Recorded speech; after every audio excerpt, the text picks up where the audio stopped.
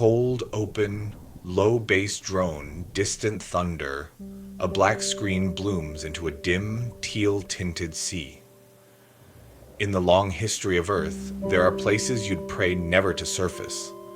Drop a human in the middle of a desert and they might find a way. Throw them into the heart of a primeval sea, and the water itself begins plotting their end. The deeper you descend, the stranger life becomes. The more teeth the dark grows, and the less your imagination can keep up. Era after era, oceans have hidden tyrants that made land predators look tame. One documentary once ranked the deadliest seas of all time: Jurassic waters with plesiosaurs, Paleozoic realms haunted by colossal cephalopods and sea scorpions, and an ancient ocean that raised the largest shark the planet ever birthed. But none of these, not one, out-monstered the champion. There was a shallow sea, warm, bright, deceptively inviting, that earned a name straight out of a nightmare. Welcome to the Western Interior Seaway. Some called it Hell's Aquarium. You might never have heard of this inland sea, yet if you live in what's now the United States, Mexico, or Canada, odds are good you've stood atop its old seabed. When it flooded, it sliced North America in two, carvings a watery line from the ancient Gulf to the Arctic, isolating Laramidia to the west and Appalachia to the east. It didn't flash and fade. This seaway endured for roughly 34 million years, from the early Cretaceous about 100 million years ago, until the very start of the Paleocene at 66 million. Through that span, the cast of monsters rotated, but the headline stayed the same. If you swam here, you were prey to something. Its golden hour came during the Campanian stage of the Late Cretaceous, approximately 83.6 to 72.1 million years ago, when the seaway swelled broad and warm. At its widest, it stretched nearly 600 miles, approximately 970 kilometers, and from end to end more than 2,000 miles, approximately 3,200 kilometers. Shallow by ocean standards, yes, an average of approximately 50 meters, approximately 150 feet, with local troughs descending to perhaps approximately 900 meters, approximately 3,000 feet. But what it lacked in depth, it repaid in density. It packed more predators per mile than any sane world should allow. Say the word mosasaur and watch every other animal in the water tense. These were marine reptiles, kin in shape to monitor lizards but rebuilt for speed. Limbs turned to paddles, spines lengthened, bodies slimmed into torpedoes. Early lineages swam with an eel-like undulation. Later titans evolved dual-lobed tail flukes and scythed through the water like sharks. No group thrived here like they did. The Western Interior Seaway didn't just host mosasaurs, it multiplied them. Dozens of taxa overlapped, from sleek fish snatchers just a couple of meters long to whales of scale and appetite. If you were unfortunate enough to become a statistic, 3 names would likely appear on the report. Clydastes. Small, the way a raptor is small. Some individuals stretch to approximately 6.2 meters, 20 feet, great white length, but with a narrower build and a gymnast's grace. Its teeth were smooth and needle-keen, built for slippery prey, shoals of fish, cephalopods, crustaceans, in the shallows and shelf margins. Rumor says it could nose into fresh water for a spell. Rumor rarely saved anyone. Plate carpus. A touch larger, approximately 7 meters, 24 feet, and on the order of a ton, this common hunter favored deeper lanes. Fragile tooth tips betray a diet of soft bodies and small fish, a precision feeder that traded brute force for reach and maneuverability. If you were the size of a person, plate carpus wasn't hunting you, but the ocean is a web. Tug one string and a bigger hand answers. Tylosaurus, the bully's bully. Adults routinely towered at 12 to 15.8 meters, 39 to 52 feet, brushing humpback whale length, with a skull like a medieval implement. 30-plus teeth armed its jaws, thick, recurved, fine-serrated blades. It didn't just bite prey, it removed them from arguments. And then there was the snout, teeth set farther back, the business end a block of reinforced bone capped by a stout knob and backed by shock-absorbing architecture. Nature issued this predator a battering ram.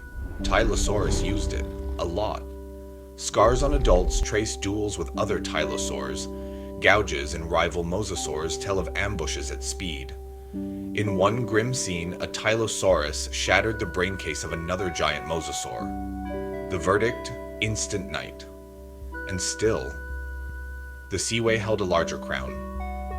Mosasaurus itself, the namesake, loomed longer still, up to approximately 17.1 meters, 56 feet, and weighing 10-plus tons. It lacked the bony battering ram, but what it carried was worse. Leverage and a slicing arsenal. Its skull ran big for its body. Each tooth paired opposing cutting edges, with prismed ridges down the flanks to deepen slashes and lock purchase. Estimates place its bite in the tens of thousands of psi, several times a saltwater crocodile's crush. It was an ambush machine with binocular vision built to pierce murk, not a scavenger fumbling by scent. Birds, turtles, sharks, bony fish, plesiosaurs, and other mosasaurs, stomach contents swear it ate them all. Nor did the roster end there. Prognathodon, only a quarter shy of Mosasaurus in size, patrolled with a skull made for cracking. Everywhere a shape moved, a bigger shadow measured it.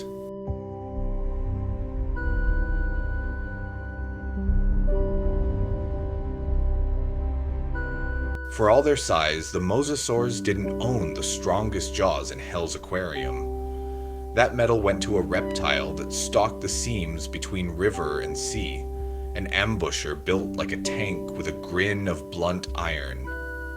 Dinosaur. This wasn't a modern crocodile with extra birthdays, it was a different kind of monster. Along the Seaway's eastern shores, it ran smaller but numerous. In the west, it appeared less often, and when it did, it was immense. Up to approximately 12 meters, 39 feet long, and a mass pushing approximately 8.5 metric tons. Weight alone told only half the story. Its hide was bricked with osteoderms, not dainty tiles but hefty, hemispherical armor plates, so large that early paleontologists misfiled them as dinosaur armor. These shields weren't just defense, they were anchor points, muscle latches that helped haul that vast frame across mud and strand. Now the bite. Deinosuchus's skull ran broad and alligator-like, the better to load the jaws with leverage. Behind it sat engine block muscles. Put together, the numbers climbed to the kind of physics that bends steel. Over 100,000 newtons of force, in some estimates surpassing adult T-Rex. The front teeth cut, the back teeth crushed. Turtles, big fish, hadrosaurs that wandered too close to the edge. Everything had a bad day. The coastlines of the Seaway were not beaches, they were traps. Venture off the shelf and you'd exchange one nightmare for another. The open waters harbored cephalopods, some familiar in form, others armed with spiraled armor and ancient logic. Two of the most notorious belonged to an extinct clan often called Enioteuthids, Tusoteuthis and Encoteuthis. Paleontologists argue over identities, the specimens blur at the edges, but the consensus is simple: big, frightening, and deceptively fast. As juveniles, they were bite-sized, filling the stomachs of fish and reptiles alike. As adults, the tables flipped. Some individuals might top approximately 3 meters, 10 feet in length, their 10 arms banded in suction and stealth. They grabbed fish, shelled invertebrates, and, when the odds smiled, baby Mosasaurs and Plesiosaurs. Jet propulsion fired them like spears. Ink, the great equalizer, likely fogged the water when exits closed. Soft bodies made them vulnerable, yes. But they were proof that a knife doesn't need bone to cut. And then there was the ammonite. Parapuzosia wasn't a squid at all, but a coiled paradox. A calcium carbonate spiral the diameter of a door, built of layered prisms and nacre, sheltering the soft anatomy of the animal within. It is, so far as we know, the largest ammonite and heaviest cephalopod that ever lived. Shells could reach up to approximately 3.5 meters, 11 feet across.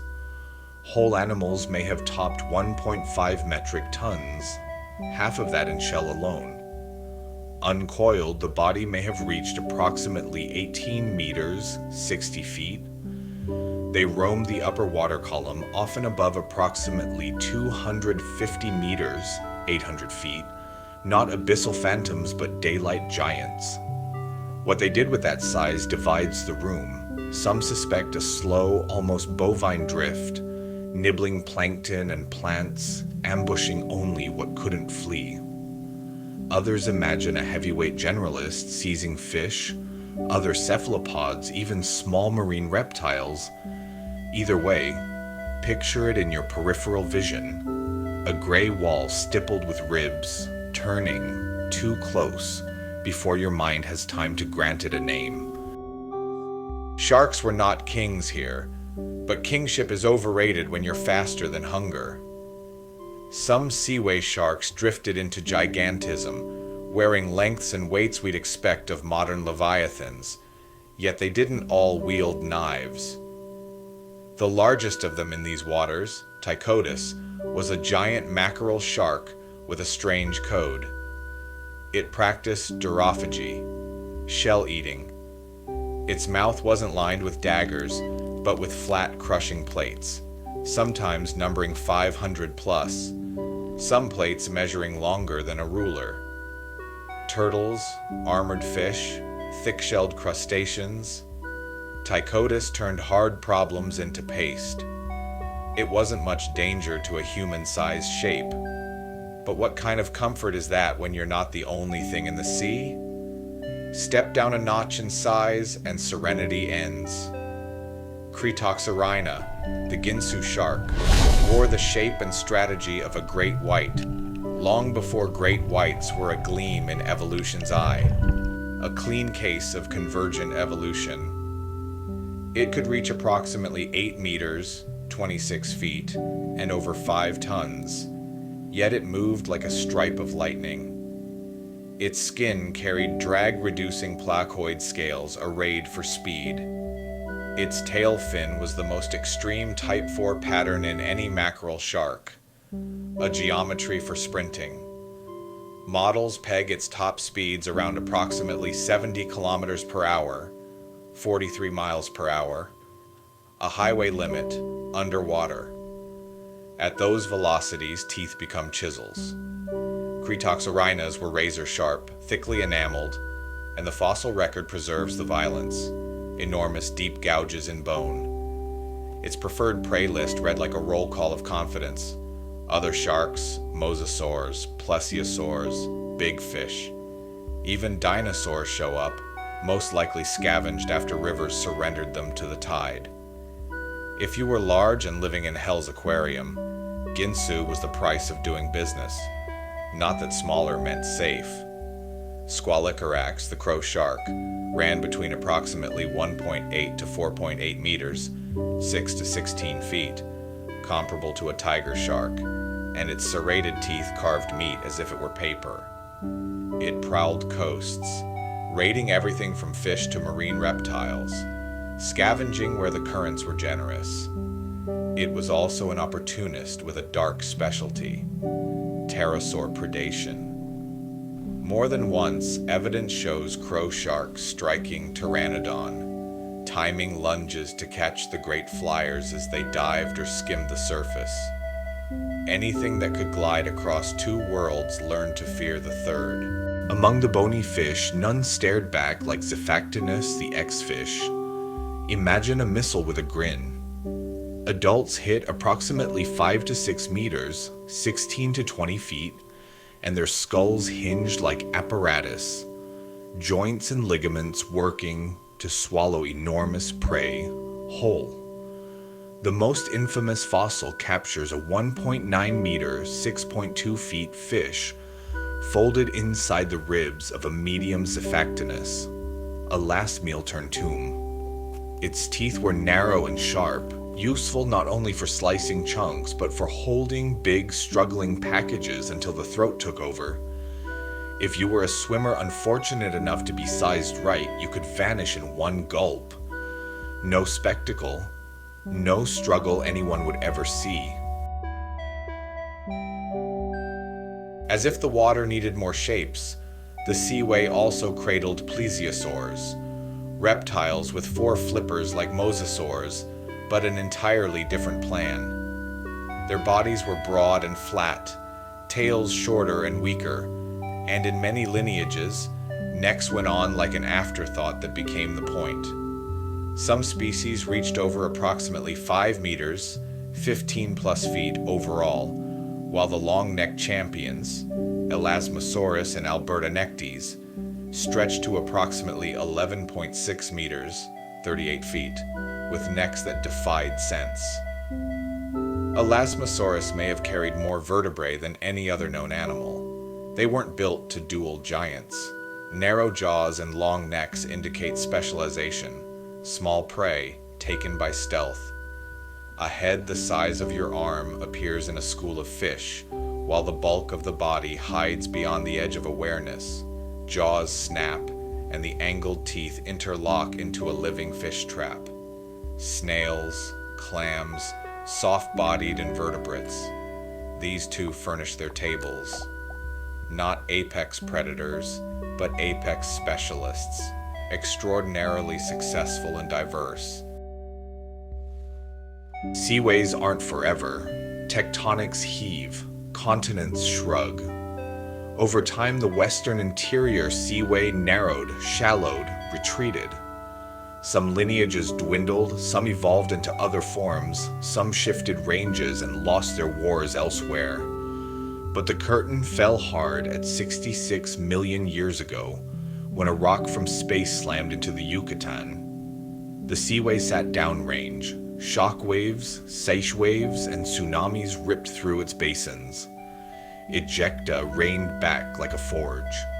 Fish with iridium dust in their gills marked the very hours. In the darkness that followed the impact winter, food webs broke. The grand, high metabolism monsters that ruled the light either starved or were starved. Hell's aquarium leaked away, then dried from the record, leaving only stones, the disarticulated teeth of tyrants, and a continent that would be whole again. Don't mistake that for safety. The oceans reinvented terror again and again. Even in recent ages, dolphins with spear-like teeth haunted North American waters. The sea does not promise peace, it only promises depth. The ocean remember everything. Like and subscribe for more stories from the deep.